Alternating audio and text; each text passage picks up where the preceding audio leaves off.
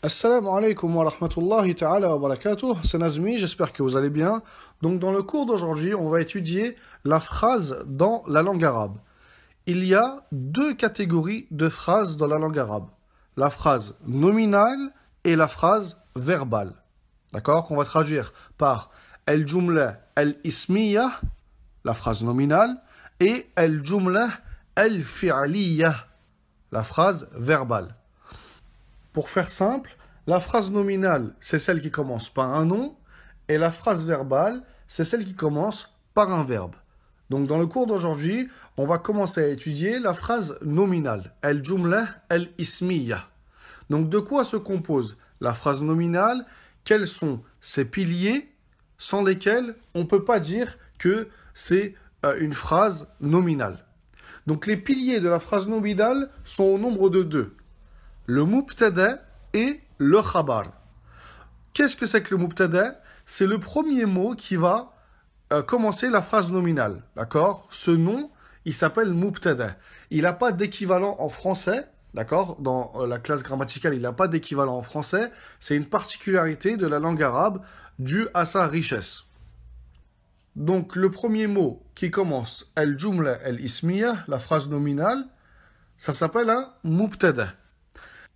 Le khabar, c'est ce qui va venir après le mubtada pour rajouter une information sur le mubtada. Et comme on verra dans les cours suivants, le khabar, ça peut être un seul mot, comme ça peut être une phrase. D'accord? On verra ça dans les cours suivants. Donc on va faire un exemple de jumla ismiya. On va dire par exemple at-talibu jamilun. Jamilun. Donc, at-talibu, c'est le mubtada, ça veut dire l'étudiant. Jamilun, c'est le khabar, ça veut dire beau. L'étudiant est beau. D'accord? Le mot beau, jamilun, il est venu rapporter une information sur le mubtada. Donc, c'est pour ça que jamil, ici, c'est le khabar. Et pour faire simple, sachez que le mubtada et le khabar, la base, c'est que ça se finit tout le temps par une damma.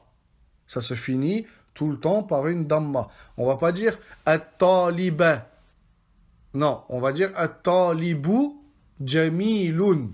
On va pas dire jamilin ou jamilan. D'accord?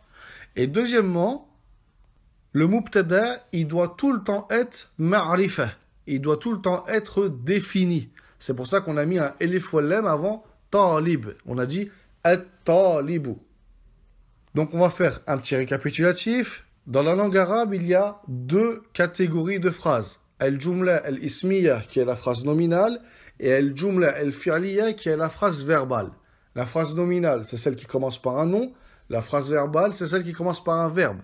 On a dit aujourd'hui, on va traiter sur la phrase nominale. Elle se compose de deux piliers. Le mubtada, qui n'a pas d'équivalent en français, mais qu'on peut traduire par le premier mot qui commence la phrase nominale.